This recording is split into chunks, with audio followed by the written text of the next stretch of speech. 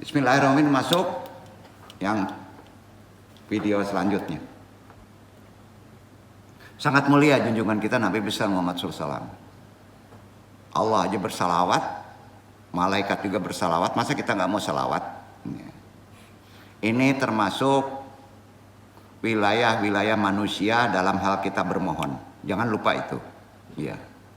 Setidaknya kita sudah makrifat kepada Rasul, ya. Kita tidak akan melalaikan selawat. Kan itu pentingnya. Karena kita bukan meminta syafaatnya, tapi memang itu syaratnya. Saat seorang meninggal dunia, itu yang mati ruh atau jasad? Jawab lagi. Ruh atau jasad? Jasad. Sampai saat ini agama itu menyisakan satu fakta yang tidak bisa dibantah oleh siapapun, disiplin ilmu apapun. Kalau mati ruhnya dicabut. Setuju? Itu hanya ada di agama. Gak ada di medis. Mati ruhnya dicabut, gak ada medis gitu. Gak ada, Pak. Yang ada jantungnya berhenti berdetak. Terus disebut mati, lalu yang mati itu apa ruhnya, apa jasadnya? Kan gitu. Wa ma yamutuhu wal jasadu li anna rauhata anil hayata wil hayata wa hada yani anil hayata la yumkinu an tamuta la anaha naujudatun fil ajsadina wa andama tuqada numutu wa hadayani andruhana la tamutu. Yang mati itu jasadnya, karena ruh itu maknanya kehidupan dan nyawa. Berarti nyawa itu tak bisa mati, ruh nggak bisa mati, karena itu ada di tubuh kita. Ketika diambil kita mati jasadnya, berarti ruh kita sendiri tidak ikut mati. Duduk ya. Itu lebih jelas lagi, Nung tekankan lagi. Sehingga orang yang paling sekuler pun sudah Nung jelaskan tadi, ya, berpendapat bahwa manusia itu kehidupannya tidak berakhir ketika mati, karena yang mati itu jasadnya. Oleh sebab itu di zamannya orang Yahudi, Nasrani, orang kafir Mekah mengakui ruh itu hidup dan yang bertanggung jawab. Ruh orang-orang yang beriman berada di alam barza. Ruh yang beriman itu berada di alam barza, yang beriman. Yang sangat luas barzahnya, sangat luas, yang di dalamnya ada ketentraman, rezeki serta kenikmatan. Sedangkan ruh orang kafir dalam pengertian ajaran berada di barzah yang sempit, yang di dalamnya hanya ada kesusahan dan siksa. Itu dijelaskan di Quran. Dibaca dulu ini supaya lebih paham dalam konteks kemanusiaan. Al-Mu'minun surat 23 ayat 99 dan 100. Iqra, Ikhwan.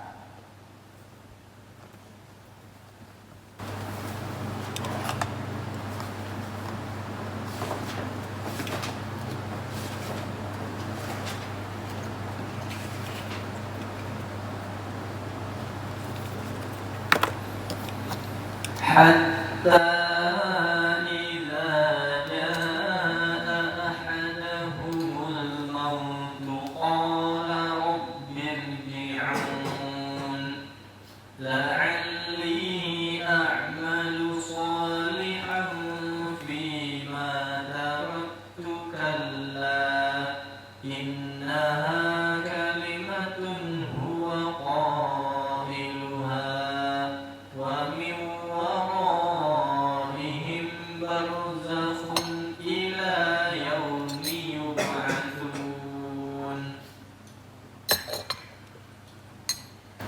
demikianlah keadaan orang-orang kafir itu, hingga apabila datang kematian kepada seorang dari mereka, dia berkata, "Ya Tuhanku, kembalikanlah aku ke dunia, agar aku berbuat amal yang soleh terhadap yang telah aku tinggalkan." Sekali-kali tidak. Sesungguhnya itu adalah perkataan yang diucapkannya saja, dan di hadapan mereka ada dinding sampai hari mereka dibangkitkan. Mati enggak kamu? Enggak kan? Buktinya ingin kembali lagi kan? Hidupnya untuk berbuat soleh kan? Berarti kan masih berpikir ya, walaupun antum jasadnya sudah tidak ada. Ya. Nah. Ada keyakinan yang perlu antum luruskan. Hadisnya sahih riwayat Abu Hurairah. Kalau Abu Hurairah insya Allah sahih.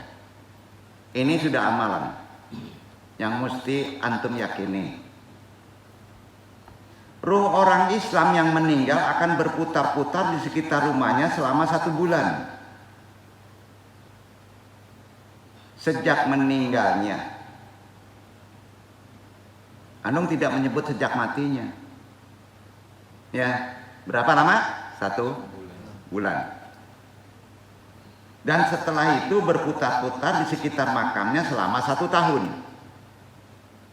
Maka setelah tidak ada di situ ruhnya, maka boleh ditandai dengan batu nisan, membuktikan bahwa identitas ada di situ. Sampai kalau sudah setahun. Keyakinan ini dasarnya istilahnya dari hadis sahih riwayat Abu Hurairah. Ini hadisnya. Baca ya hadisnya ya. Supaya nanti barale arwah bid'ah katanya. Ya, selamatan nggak boleh.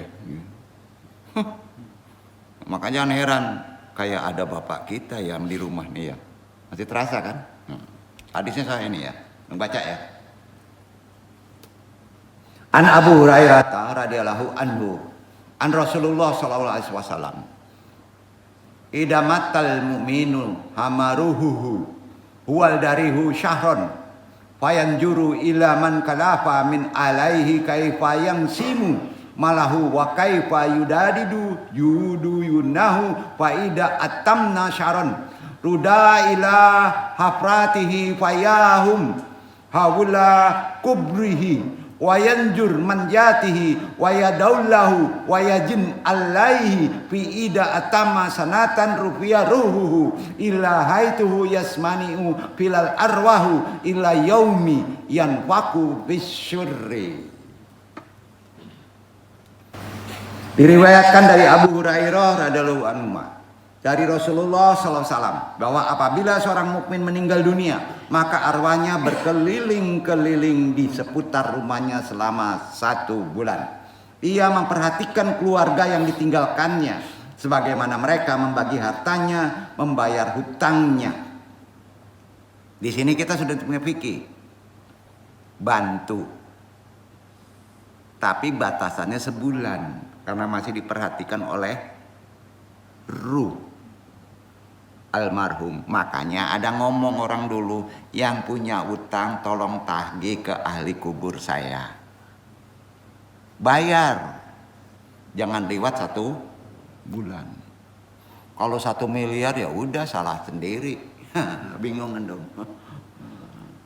Sampai kalau antum berjanji utang akan menaikkan haji orang tua kamu, keburu dipindah tempat orang tua kamu, antum harus mewalikan haji atas nama orang tua. Paham? Paham. Dapat fikih. Mau menjidal silahkan aja. Antum punya prinsip, ada hadis sahih. Antum mau percaya terserah. Di sini tidak ada perdebatan. Yang penting pembuktian. Kan gitu. Dia memperhatikan keluarga yang ditinggalkannya, bagaimana mereka membagi hartanya, membayarkan hutangnya. Enggak salah orang ngomong begitu. Jadi apabila telah sampai 1 bulan, maka arwahnya itu dikembalikan ke makamnya dan ia berkeliling-keliling di seputar kuburannya selama 1 tahun. Sambil memperhatikan orang-orang yang mendatanginya, mendoakannya, serta yang bersedih atasnya. Apabila telah sampai 1 tahun, maka arwahnya dinaikkan di tempat di mana para arwah berkumpul menanti hari ditiupkan sang sakala. Duduk. Di sini semua kita dapat fikih. Setahun banyak-banyak ke kubur. Bagi orang yang dekat, khususnya orang tua kita. Sampai. Jadi kalau sudah setahun, boleh di rumah. Dapat nggak bikin waktunya? Dengan hadis tadi. Jadi roh atau arwah tidak pernah mati, sebab roh bukan makhluk. Ada yang menyebut roh makhluk, awas loh.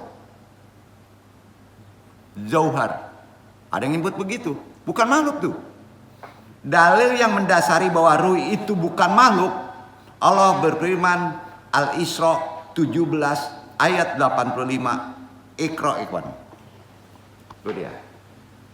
Nanti berpikiran ruh itu makhluk, nempel, ada malaikat, ada korin, ada ruh pula. Oh, enggak begitu.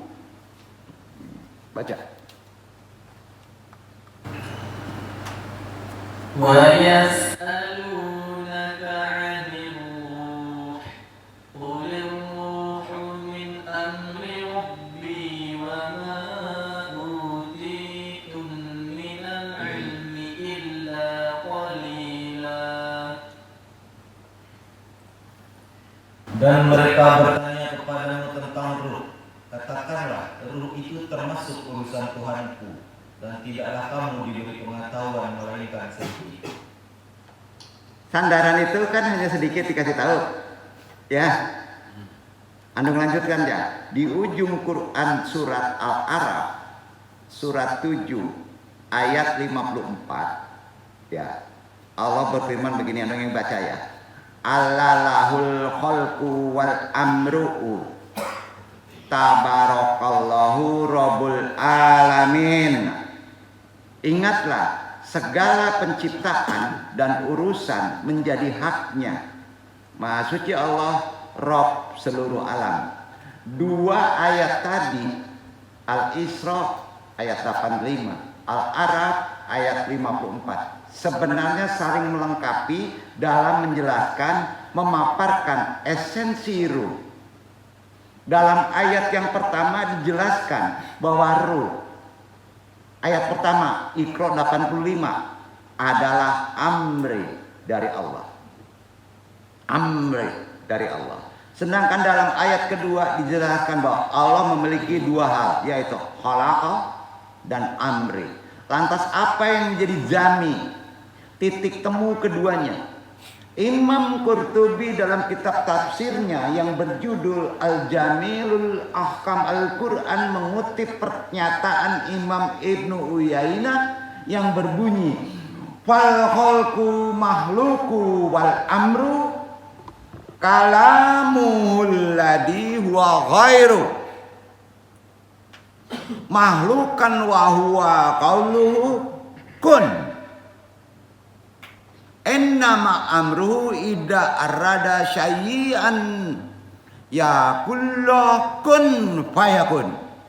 Artinya khalqu adalah makhluk. Arti khalqu itu makhluk atau ciptaan Allah. Sedangkan amru adalah kalamullah. Jadi ruh itu amru, kalamullah. Yang bukan makhluk itu ruh. Yang bukan makhluk. Hal itu diserupa firman Allah yang berbunyi kun. Jadilah. Jadi dalam ayat innama amruhu idza arada syai'an yaqulallahu kun fayakun, juga dalam kitab yang sama Imam Ibnu Uyainah juga menyampaikan bahwa orang yang menyamakan dan menggabungkan khalqi dengan amru, makhluk dengan amru, artinya dengan kun, berstatus kafir. Salah. Jadi ruh itu amru, kalamullah, bukan makhluk. Itu ayatnya. Ya. Sampai paham maksudnya? Ya. Sebab secara otomatis dia mengklaim bahwa kalamullah adalah makhluk. Padahal dalam kajian ilmu tauhid jelas kalamullah bukan makhluk.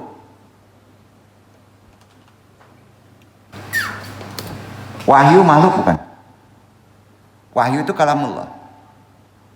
Quran makhluk bukan? Bukan. Kalamullah. Duduk. Dapat fikih. Itu kalamullah. Ada yang menyebut Quran makhluk. Kan bingung itu. Nah, udah beres ya? Udah beres ya? Kalamullah. Ilmu tauhid juga begitu. Bukan makhluk. Ya. Dengan mengkompromikan dua dalil tadi dapat disimpulkan bahwa ruh yang disemayam di diri kita bukan makhluk karena merupakan qadim. Sudah ada dulu sebelum jasad ada. Kalamullah. Sehingga pantas jika ruh tidak pernah mati karena bukan makhluk. Duduk gak? Bukan makhluk. Makhluk mati. Jiwa, ruh, kalamullah nggak bisa mati. Jadi di badan kamu hakikatnya yang menggerakkan adalah kun. Bingung deh.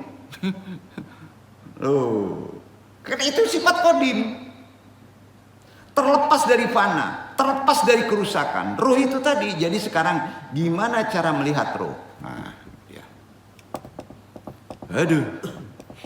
Gimana? Karena itu bukan makhluk. Mau dilihat pakai mata. Melihatnya sifat. Melihat ruh itu harus secara sifat. Berubah-ubah. Nah, sifat itu bisa membentukkan. Begini, gimana cara melihat makhluk? Ruh.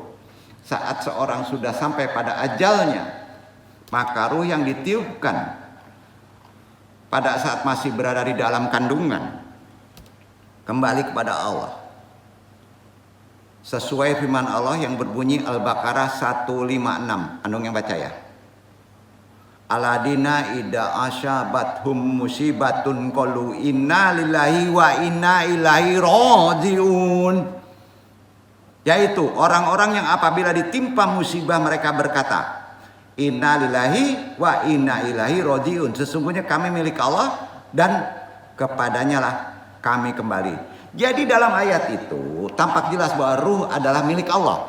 Ruh milik Allah. Ruh milik Allah. Ruh bukan makhluk Allah.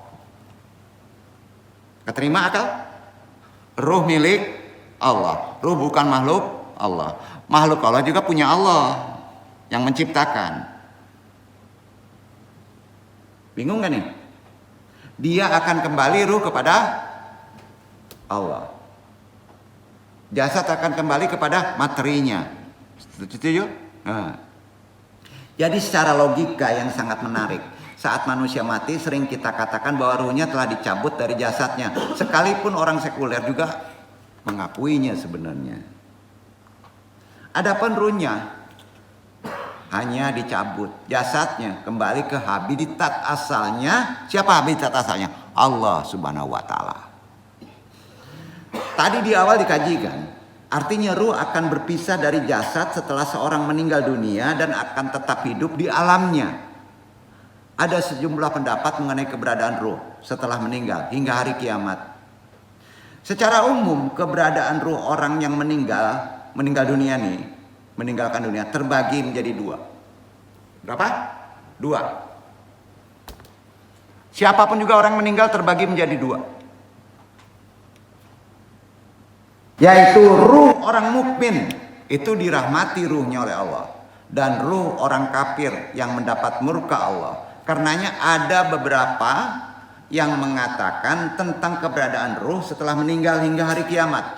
Dari sekian banyak pendapat yang ada, tidak satu pun yang menerangkan bahwa ruh itu gentayangan. Enggak. Itu Qorin, Penandung Kaji. Saat lahir semua manusia berwujud sama. Yaitu manusia. Benar kan? Betul.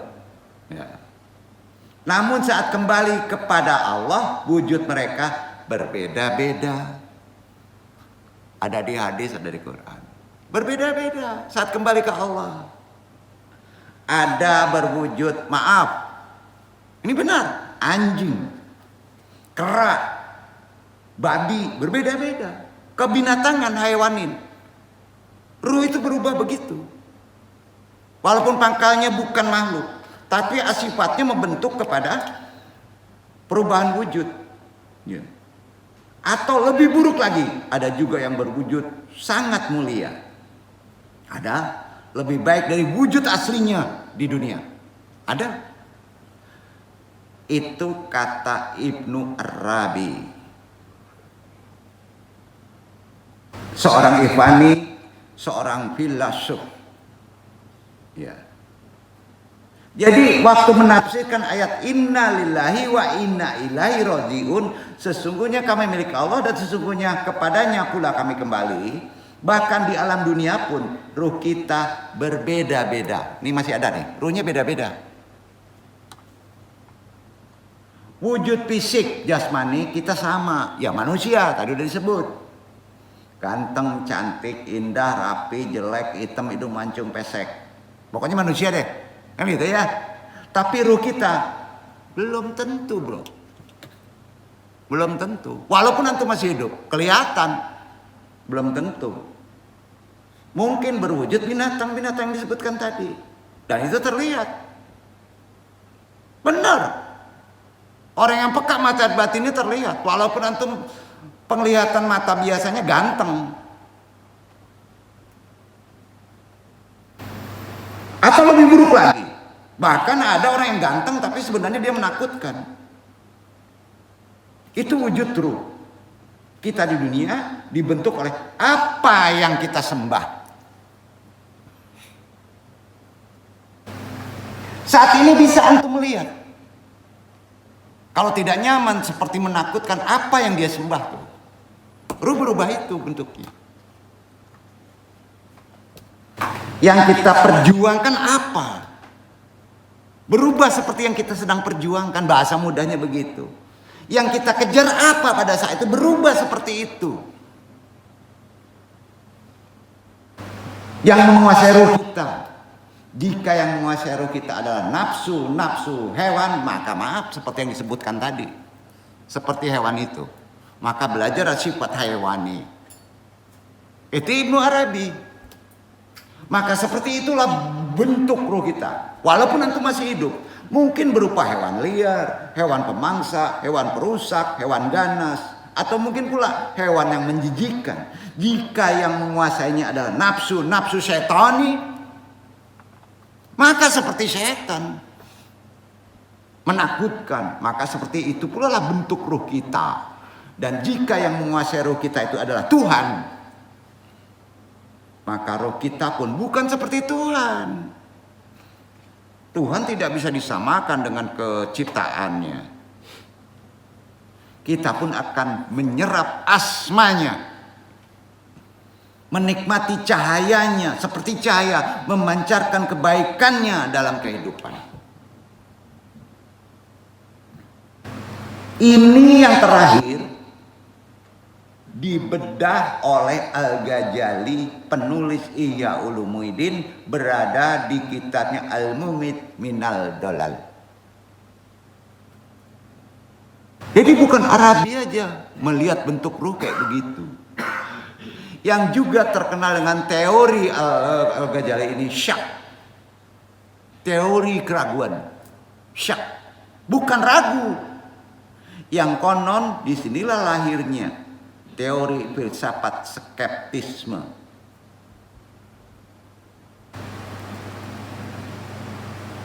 Khususnya di dunia barat. Karena dia melihat dalam sisi tafakur tidak dengan mata. Ternyata jelek walaupun cantik. Itu berarti ruhnya. Ada ngelihat orang itu cantik tapi nggak menyenangkan. Itu ruh yang terlihat. Kira-kira gitu. Bukan dengan mata ini. Jadi kata Al-Ghazali, bentuk ruh kita itu di dunia ini tergantung apa yang kita sembah, apa yang kita usahakan, apa yang kita ingini. Kata sembah ini kalau di kitab Al-Ghazali mengandung huruf kapital yang besar. Karena makna bukan menyembah secara fisik. Sebab bisa jadi seorang sholat, kita sholat seperti merasa sedang menyembah Allah. Tapi mungkin saja hati ruhnya sedang menyembah yang lain. Mungkin saja yang sedang kita perjuangkan menguasai ruh kita itu bukan Tuhan, melainkan nafsu duniawi, hewani, syetoni yang tidak terlihat oleh mata manusia lain, maka tidak selayaknya seorang manusia merasa aman dalam kehidupan sekarang dan nyaman hanya karena fisiknya sudah sholat. Tidak. Merasa sudah fasih menyebut asma Allah, merasa sudah soleh, merasa sudah berbuat banyak kebaikan dan lainnya. Tidak, belum tentu. Karena kita semua tidak tahu seperti apa bentuk ruh kita saat ini. Apalagi wujud diri kita nanti saat menemui Allah. Juga kita tidak tahu apakah kelak kita akan menemuinya dalam wajah rahmatnya, ataukah wajah gadabnya. Ketidakmampuan melihat wujud ruh bagi orang-orang sekarang di dunia ini, rahmat Allah juga yang melegakan. Kalau saja bukan rahmat Allahnya, mungkin kita akan takut bertemu dengan orang-orang seperti kalian. Maaf, akan takut. Ya. Kenapa? Baik yang terdekat maupun yang jauh. Sebagaimana mereka juga mungkin takut melihat wujud ruh kita sendiri yang tidak sebaik wujud fisik kita, atau bahkan menakutkan, mengerikan. Beruntung pandangan mata kita tidak waskita, tertutup hijab yang bisa menembus melihat dimensi ruh. Jangan bersyukur kalau antum bisa melihat dengan mata batin. Mengerikan.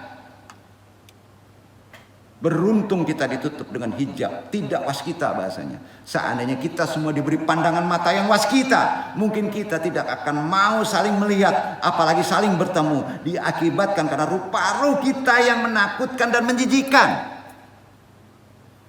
Hal-hal ruhani inilah yang dibahas, diajarkan oleh ilmu tasawuf, ilmu sufisme, gnostisme, irfan dan hikmah. Tidak oleh fikih. Bukan fikih, tidak oleh filsafat, tidak ilmu filsafat. Fikih tidak menyentuh dimensi ini. Fikih hanya mengurus persoalan fisik dalam ta'abud. Dan filsafat kaitannya dengan ta'abud hanya mengurus persoalan akliyah saja. Keduanya tidak menyentuh ruhani.